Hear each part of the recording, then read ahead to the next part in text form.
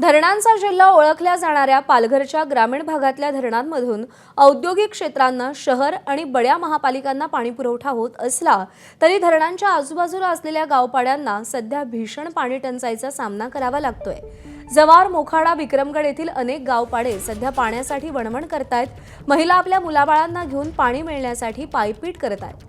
पावसाळ्यात तयार झालेले खड्डे आणि बंद पडलेल्या दगडखाणीमध्ये साठलेलं पाणी पिऊन इथले नागरिक कुटुंबाची तहान भागवतायत। विशेष म्हणजे याच खड्ड्यांमधून वन्य प्राणी आणि जनावरं देखील पाणी पित असून यामुळे इथल्या नागरिकांच्या आरोग्याशी खेळ सुरू आहे असं समोर आलंय।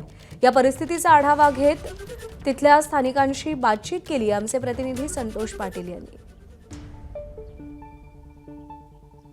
पालघर जिल्ह्यातील जव्हार, मोखाडा, विक्रमगड हे तालुके सध्या तहानलेले असलेले आपल्याला पाहायला मिळतात। अगदी पाण्यासाठी मैल मैल जी पायपीट आहे ती महिलांना करावी लागते। मी सध्या विक्रमगड तालुक्यातील एका गावामध्ये आपण बघू शकतो।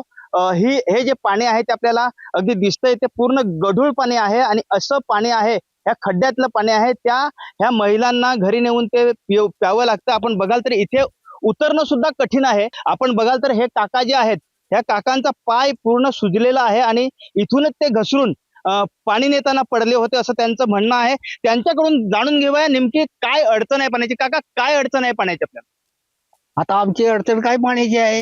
आता ग्राम पंचायतला आम्ही तक्रारी केल्या आहे, समितीला तक्रारी केल्या, आम्ही घरपट्टी भरतो, आरोग्य भरतो, पाणीपट्टी भरतो, सफाई भरतो, दिवाबत्ती भरतो, मग ते नळाचं पाणी पितात ना आम्हाला खड्ड्यातलं पाणी प्यायला होतं।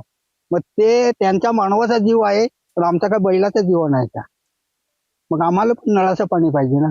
आणि ती गावात विहीर आहे, पाईप बरेच पडलेले आहेत, काय आहे ते आता मार्च मध्ये ते संपलं ना। जे पाईप पडलेलं ते पाईप जे कॉन्ट्रॅक्टदार होतं त्यांनी काय केलं आणि काय नाही, पण पाण्याचा पत्ता अजून आमच्याकडे आलेलाच नाही।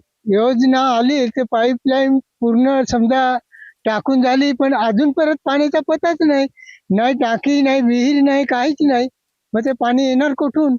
पण ग्रामपंचायतनी जे पाईपलाईन दिली ती एक एक दोन दोन तीन तीन समजा पाईपलाईन दारात येऊन पडल्यात। ही टाकी पण येऊन पडली, पण पाणीच सोडत नाही, तर काय पाणी येणार आहे? पाणी नाही, मग एवढा पाण्याचा हाल आहे तर काय करणार?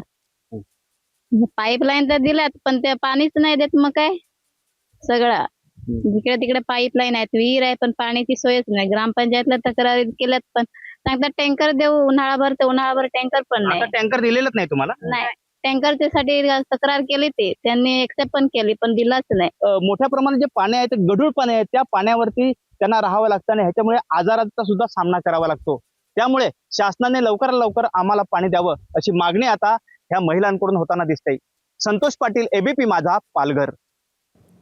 तर पावसाळ्यात पालघरच्या ग्रामीण भागात सरासरीपेक्षा जास्त पाऊस होत असला तरी शासनाच्या नियोजन शून्य कार्यक्षमतेमुळे या भागात दरवर्षी जानेवारी महिन्यानंतर नागरिकांना पाणी टंचाईचा सामना करावा लागतोय। आणखी किती वर्ष आम्हाला पाण्यासाठी वणवण करावी लागेल असा प्रश्न इथल्या नागरिकांकडून उपस्थित केला जातोय।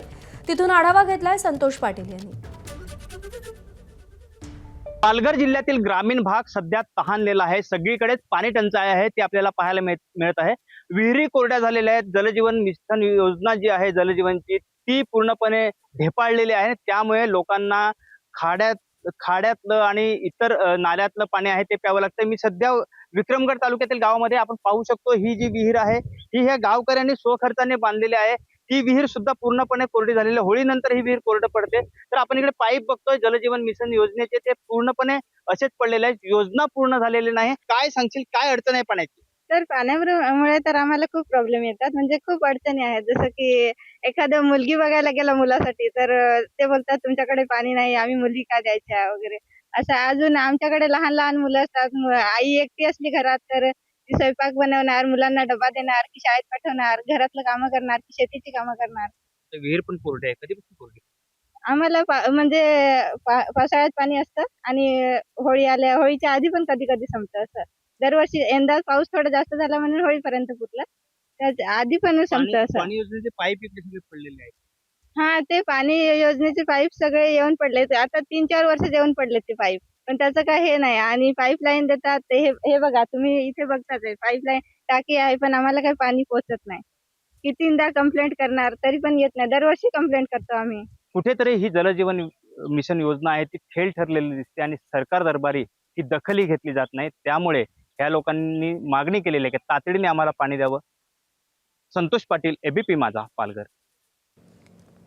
तर एकीकडे आदिवासी उपाययोजनेतून हे धरण निर्माण केलंय, आदिवासींचं व्यवस्थापन केलं, परंतु आज आदिवासींनाच पिण्याच्या पाण्यासाठी वणवण फिरावं लागतंय. आणि असं असताना जलजीवन सारख्या योजना आखण्यात आल्यात, मात्र त्याही मोठ्या प्रमाणात निकामी ठरल्या असून लोकप्रतिनिधी आणि शासन यांच्या नियोजनाचा अभाव या ठिकाणी दिसतोय. त्यामुळे आमचं पाणी शहरांना द्यायचं, परंतु आम्हालाच पाण्यापासून वंचित ठेवायचं, हा डाव सत्ताधाऱ्यांनी आखल्याचा आरोप कुणबी सेना प्रमुख विश्वनाथ पाटील यांनी केलेला आहे. आदिवासी उपयोजनेचा पैसा या धामणे धरणासाठी वापरला गेलेला आहे, परंतु त्याच जव्हार तालुक्यामध्ये आम्हाला पाणी न देताना आता तेच पाणी पुन्हा वसई विरारकडे वळवलं जात आहे आणि स्थानिक लोकप्रतिनिधींची अनास्था हेही त्याला एक कारणीभूत आहे. कोणी वस्तुनिष्ठ विचार करत नाही. काय मागणी केली? मागणी हीच आहे की पिण्याच्या पाण्याच्या संबंधामध्ये पण विचार झाला पाहिजे. स्वतंत्र योजना बनवल्या पाहिजेत. नद्यांवर कोकण टाईप, कोल्हापूर टाईप बंधारे घातले पाहिजेत. एबीपी माझा, उघडा डोळे बघा नीट.